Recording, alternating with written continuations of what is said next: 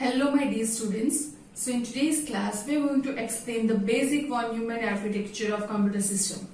This architecture is nothing but the basic block diagram of computer system that we used to study in our primary school or primary standards.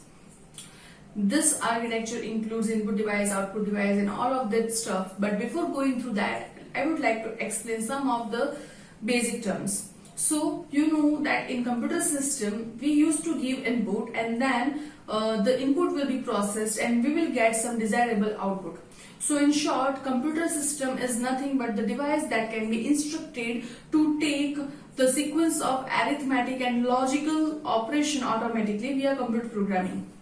So how does this programming works, that we are going to study in this chapter and in this entire course, right? So the basic Von-Neumann architecture is nothing but the diagram like this, which contains input device, output devices and the memory, RAM and ROM.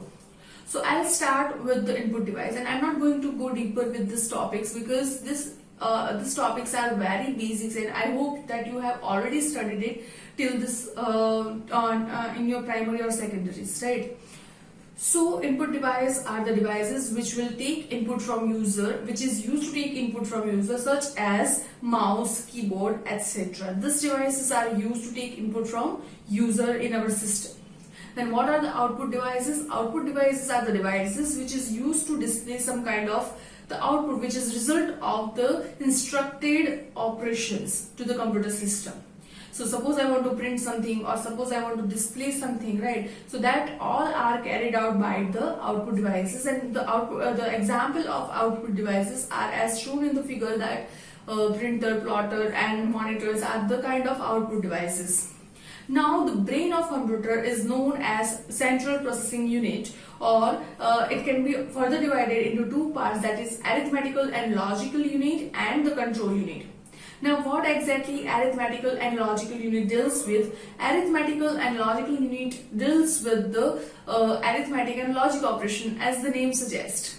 So if you want to perform some kind of computation, you want to perform some logical operation and or not, and you want to perform some relational operators such as comparison and all that, bit level operations, etc. are being performed by the arithmetical and logical unit at in terms of bits of zeros and ones, because we know that the computer can understand the language of binary, that is bits language, that is zeros and ones.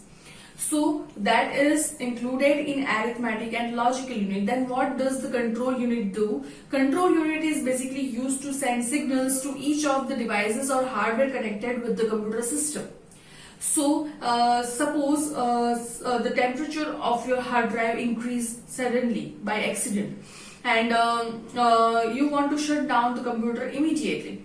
Then how do my computer would know that this is the exact time to shut down? That this signal will be given by control unit. Not only this signal, but at at logical level, you will be studying this in the subject called computer architecture. That how exactly the control unit is working and what are the other kind of timing signals it is producing. But I am not going to go deeper with that because you are going to study that subject already in your higher semesters.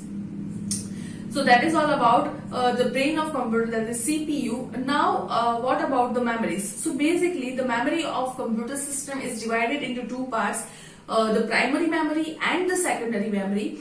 So the primary memory, whatever saved inside your primary memory can be saved either in RAM or ROM, because primary memory is further divided into two parts, RAM and ROM. And the secondary memory are the part of your system where the images, the videos, the movies and the songs etc. are stored. So whatever stored inside the secondary memory will not be erased once the system is shutting down, but whatever stored inside your primary memory will be erased immediately once your system is off. Right, so basically it is divided into primary memory and secondary memory. We all know that if you are going to buy a mobile phone, then you are going to ask that what is the RAM. It will be of 4 GB or say 8 GB, but the secondary memory will be occupying more memory. Right, so secondary memory is less expensive than the primary memory, and the size of primary memory is usually lesser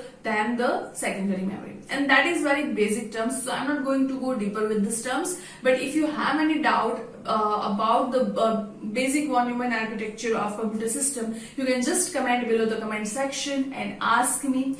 See you in the next class. Thank you so much.